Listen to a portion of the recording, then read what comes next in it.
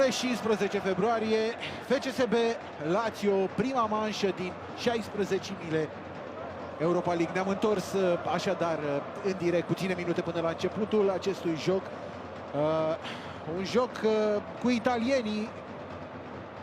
Steaua sau FCSB nu a câștigat niciodată în fața italienilor. 12 partide.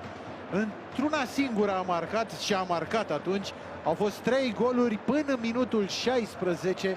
Dar ne-au prins din urmă în cele la final și au luat și calificarea cu Napoli în 2010. Această seară este despre o șansă care vine la 5 ani pentru steliști, despre o fereastră europeană la care au muncit zeci de oameni și au sperat să o vadă milioane. Să vedem în această seară dacă șansele cu adevărat există. Primul pas pentru o minune, o victorie în această seară, cel puțin din punctul de vedere al pariorilor. Deci primul pas, așa că Noere este totuși golgheterul la zi al României.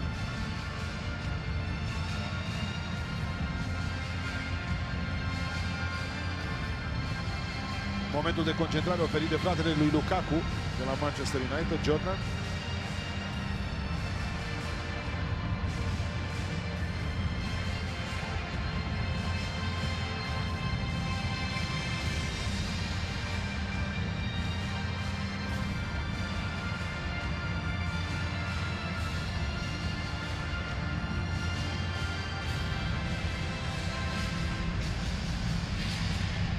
Campionatul european din Franța. A jucat tot meciul, toată finala contra campionatului european.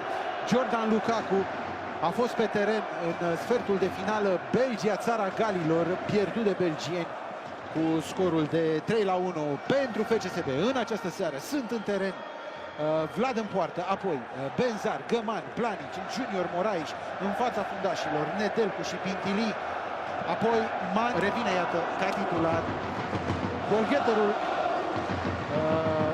la zi al campionatului. A fost un spectator, a fost, într-adevăr, i-a refuzat Parisului un 11 metri la 3-1. Lazio în această seară cu albanezul Stracoșa, Bastos, Luis Felipe Cáceres, Basta, Murgia, Lucas, Lukaku, Milinković-Savić, jucătorul de 100 de milioane. Atât a cerut Lazio lui Paris Saint-Germain, Nani și Caicedo în ofensivă pentru echipa cu cel mai bun atac al Italiei în această stagiune. Suntem egali, însă doar dintr-un anumit punct de vedere. Nu mergem la mondiale, nici noi, nici italienii. La ei este o catastrofă.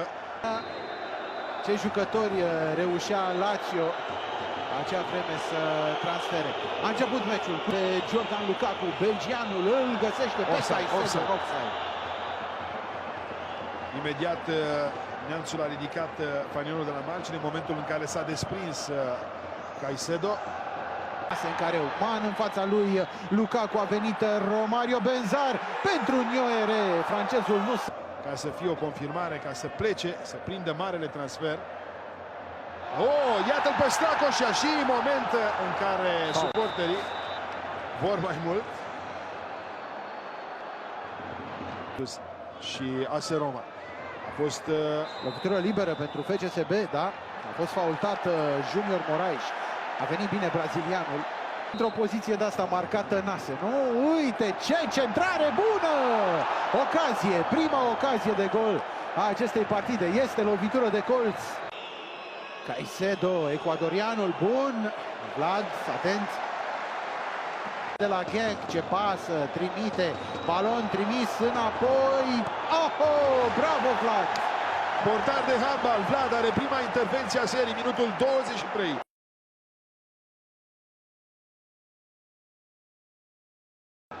Murgia, urcă italianul. A treia intervenție. Ostilitățile, balon pentru Savić. A fost offside, da, offside. Excelent Vlad încă o dată. E bine că a parat, prinde încredere. Are noroc, acum Noere, merge francezul.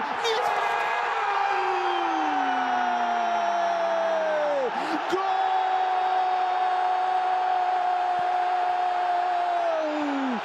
Alem Noere, vârful golgheter al FCSB-ului. Oamenii cu cea mai bună tehnică. Denizman, un exterior care în cele din urmă, cu un ricoșeu norocos, a ajuns la Budescu, apoi Noere și fotbalul simplu care aduce atâta bucurie. Un balon pentru Budescu, Arlen Noere! Cât de simplu cere Noerea un hands mai devreme, în momentul în care Budescu a fost prins pe picior greșit. Îl vedem pe Bastos, echipă de forță al momentului, este însă acum Caicedo și Vlad încă o dată. În fața lui Nani. Jucătorul de la care toată lumea aștepta să-l înlocuiască. Caval a plecat Murgia în careu, Murgia îl întoarce pe Planic, sârbul rezistă, Murgia, nimeni nu degajează. Basta reușește să centreze, blocat de Găman. Corner din nou pentru Găman, de la toți jucătorii lui Dică. Steliștii se apără și apără acest rezultat de pe Bar. Îl salvează pe Vlad și mingea va fi repusă de steliști. Într-adevăr, șansă mare la lovitura lui Luis Felipe, brazilianul, aproape de golul egalizator. Luis Vitate la această fază. Benzar, lovitură liberă pentru FCSB, fault al lui Martin Cáceres. Budescu, cine altul, în care o așteaptă Arlen Noere, ce minge bună trimite Budescu. Offside. Urmează 15 minute de pauză și ne întoarcem aici pe Arena Națională în direct la ProTV pentru o repriză total nebună. Din nou în direct, din nou Arena Națională, prima manșă a 16.000 Europa League. 1-0 la pauză pentru FCSB, vicecampioana României, contra celor de la Lazio. Am revăzut golul de pe tabelă, trebuie muncit, apărat cu multă sudoare.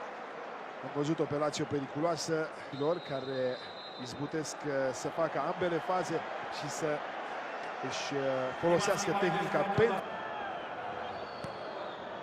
Bate Nani! Ce ocazie pentru Caicedo. Venit singur, fără marcaj.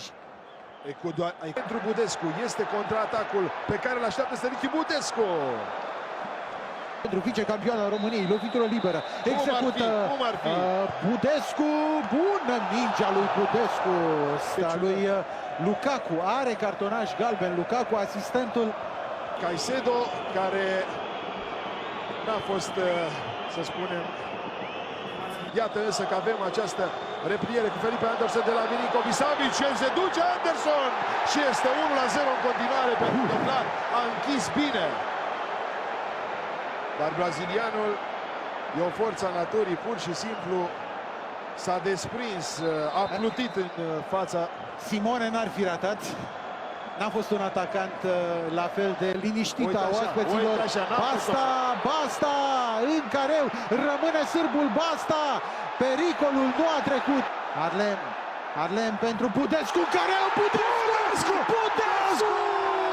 Ce nebunie! Ce călcâi nebun! Nu e sănătos! Budescu. Incredibil însă! Lovitură liberă pentru FCSB, bate același Budescu, în careu! Este ce mai periculoasă. Felipe Anderson, minge în careu, Savic, marele jucător, talentatul, pleacă, Arlen Noere în careu, obosit de această... Benzar nu mai poate, Felipe Anderson și mingea reușește să fuge din poarta lui Andrei. Ce ocazie! Final de meci! Victorie de mult așteptată, prima victorie a Stelei, a FCSB-ului în fața italienilor. Îndelung prețuită această victorie, o victorie care va fi aplaudată o săptămână până la retur. Încep grijile, sunt șanse la calificare în optimi. FCSB cu grădinița ei, cu mânjii, cu puștii crescuți de un fotbal sărac, pleacă cu speranțe la Roma și știm, avem convingerea asta, la Roma vor fi mulți români în tribunele lui Olimpico. Așa cum titrează www.sport.ro, se simte aroma calificării. Este departe însă 90 de